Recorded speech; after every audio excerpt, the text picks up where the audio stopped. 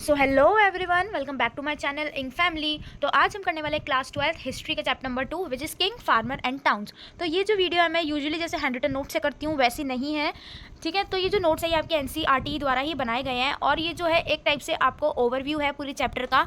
इसमें ज़्यादा डीपली मैं नहीं गई हूँ, ठीक है। और आपको डीप एकदम मतलब बिल्कुल चैप्टर के अंदर से जो चाहिए जैसे मैं बनाती हूँ, अगर वैसे चाहिए तो इस वीडियो के नीचे ढेर सारे कमेंट भर दो कि हमको चाहिए, मैं उसके जैसी वीडियो जल्दी ही लेकर आऊँगी।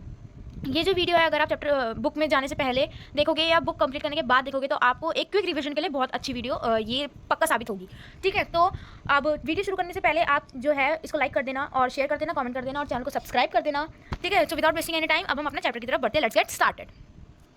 तो जब हड़प्पन सिविलाइजेशन खत्म हुई थी ना, उसके बाद ना आपको पता है बहुत सारे चेंजेस आने लग गए थे। छोटे छोटे कल्चर्स बनने लग गए, जगह जगह जो है सिविलाइजेशंस बनने लग गई, सब कॉन्टिनेंट्स इमर्ज होने लग गए, ठीक है। अब क्या हुआ, वैदिक सिविलाइजेशन का टाइम आया। वेद आपने सुना है ना नाम, कभी तो सुना होगा, ऋग्वेद, सोमवेद, ऐसे करके वेदों के नाम सुने होंगे ना। तो वही वैदिक सिविलाइजेशन वाली चीज़ें अब आने लग गई। अब हिंदुज़म में बढ़ावा आ गया और क्या हुआ कि कल्चर, सोशल और पॉलिटिकल डेवलपमेंट बहुत ज़्यादा होने लग गई। तो अब क्या हुआ, ऋग्वेद जो था ना वो कब कंपोज हुआ, जब इंडस जो नदी थी ना हमारी सिंधु नदी और उसकी ट्रिब्यूटरी के साथ साथ ही ऋग्वेद कंपोज हुआ था। एग्रीकल्चर सेटलमेंट्स एमर्ज हो गए सब पार्ट ऑफ द कॉन्टिनेंट में। एग्रीकल्चर खेती बाड़ी जैसे हड़प्पा में भी होती थी अब काफ़ी ज़्यादा अच्छी होने लगी, खेती बाड़ी सेटलमेंट बनने लग गया। उसके लिए भी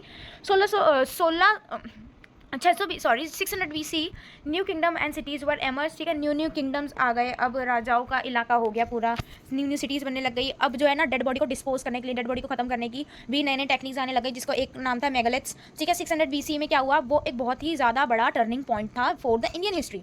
क्यों टर्निंग पॉइंट था, क्योंकि अब ना महाजनपद होने लगा। महाजनपद क्या होता है, बुक में भी इसकी डेफिनेशन है और डेफिनेशन क्या दी गई है कि महा means big as you all know, और जनपद मीन्स जहाँ पर एक इंसान ने अपना पैर रखा हो, फुट ऑन लैंड, है ना। तो उसको बोला गया महाजनपद। अब 16 महाजनपद हो गए जो कि मेनली किंग ही उसको रूल करते थे, क्योंकि जब किंगडम बन रहे तो किंग ही तो रूल करेगा। और गनाज एंड संगाज वर ओलिगार्की। अब गनाज एंड संगाज क्या है, आपने वो सुना है, राज्यसभा सभा जहाँ पे सारे मिनिस्टर बैठ के अपनी डिस्कस करते हैं जो भी चीज़ होती है, तो उसको बोला गया उसको बोलते हैं गनाज एंड संगाज। वो ओलिगार्की से मतलब कि मेनली मैन थे वहाँ पे, वुमेन्स का कोई रोल नहीं था।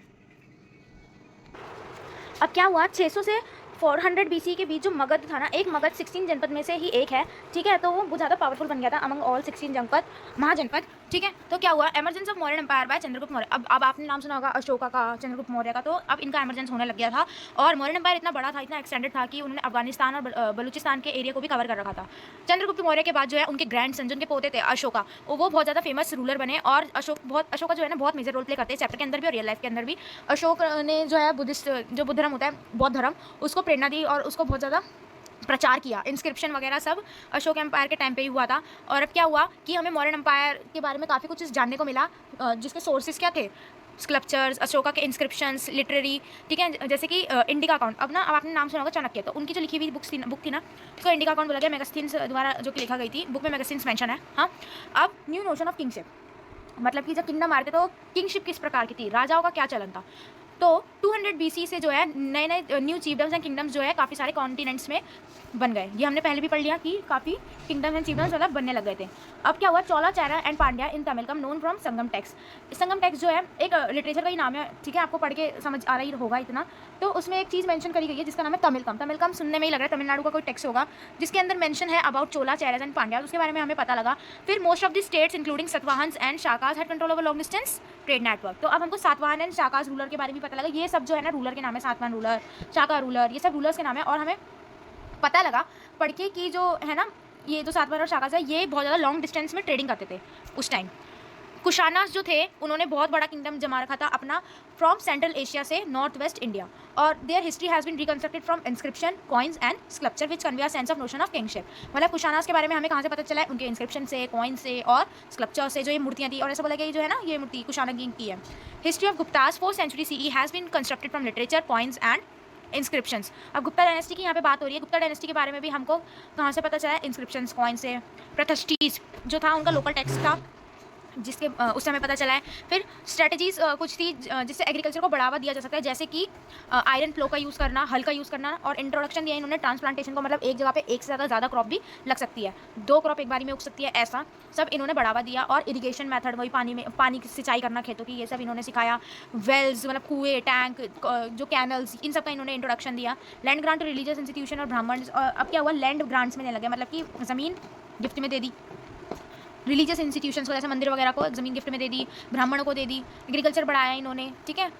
Emergence of urban centres such path, अब अर्बन सेंटर्स का शहरीकरण होने लग गया, शहर जैसे कुछ सिटीज़ बनने लग गई, टाउन्स बनने लग गए, जैसे कि पाटलिपुत्र, आपने नाम सुना होगा पाटलिपुत्र, उज्जैनी, पुहार, मथुरा एक्सेट्रा, ये सारे जो है अर्बन सेंटर्स बनने लगे। फिर अब क्या हुआ, town different type of people such as washing folk, weavers, scribes, carpenter, potters, religious teacher, merchants, ये सारे जो है लोग वहाँ पर बसने लगे, मतलब लोग ये सब चीज़ें करने लगे। Artisans and traders organize themselves in guild और shrenis. Trade both in continent east और नॉर्थ अफ्रीका, हमारा जो है ट्रेडिंग काफ़ी अच्छी हो गई थी, ईस्ट और नॉर्थ अफ्रीका से ट्रेडिंग होती थी, वेस्ट एशिया से, साउथ ईस्ट एशिया से, चाइना से ट्रेडिंग हो रही थी। इंडिया अपने मसालों के लिए बहुत फेमस था, और इंडिया जो है अपने मसाले एक्सपोर्ट किया करता था। फाइन पर्ल्स जो मोती होते हैं वो, ivory, silk cloth, medical plant जैसे कि तुलसी, नीम इंडिया में पाई जाती है, इंडिया एक्सपोर्ट भी करता था।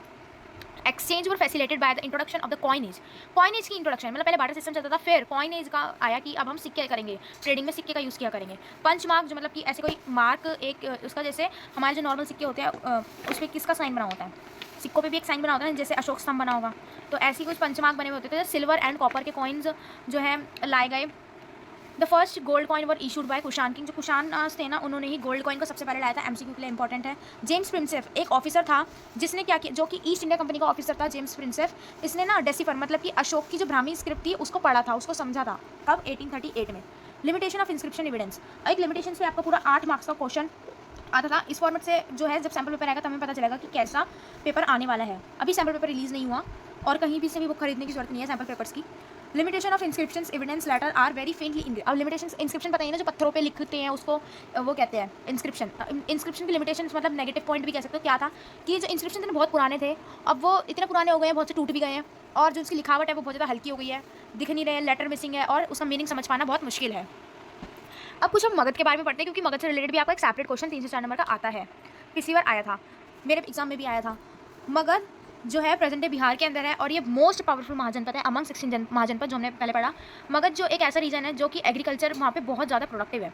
आयरन माइंस भी है, मतलब कि आयरन की खदान भी है वहाँ पर, और विच इज़ वेरी यूजफुल किस लिए, टूल्स बनाने के लिए, वेपन्स हथियार वगैरह बनाने के लिए तो आयरन चाहिए, और आयरन कहाँ पर है, मगध में है। एलिफेंट्स भी मिलते हैं मगध के जंगलों में, जो कि आर्मी का एक बहुत इंपॉर्टेंट रिसोर्स है एलिफेंट, है ना।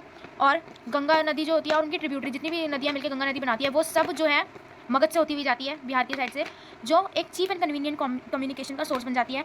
और एक और पॉइंट मैं अपनी तरफ से ऐड करना चाहती हूँ, मगध का जो कैपिटल था उस टाइम वो राजगीर था, विच वॉज फोर्टिफाइड, मतलब कि किलाबंदी हो रखी थी उसकी, और किलाबंदी एक बहुत इंपॉर्टेंट सोर्स भी है जब वॉर वगैरह हो जाए, लड़ाई हो जाए उसके लिए, और काफ़ी सही भी रहता है। ठीक है, तो ये था overview of your chapter king, farmer and town. अगर वीडियो अच्छी लगी तो लाइक कर देना, चैनल को सब्सक्राइब कर देना, शेयर कर देना, और कमेंट में बताना कि आपको हैंड रिटन नोट्स की वीडियो चाहिए विद द नोट्स अटैच्ड। मिलते हैं नेक्स्ट वीडियो में, तब तक के लिए बाय बाय।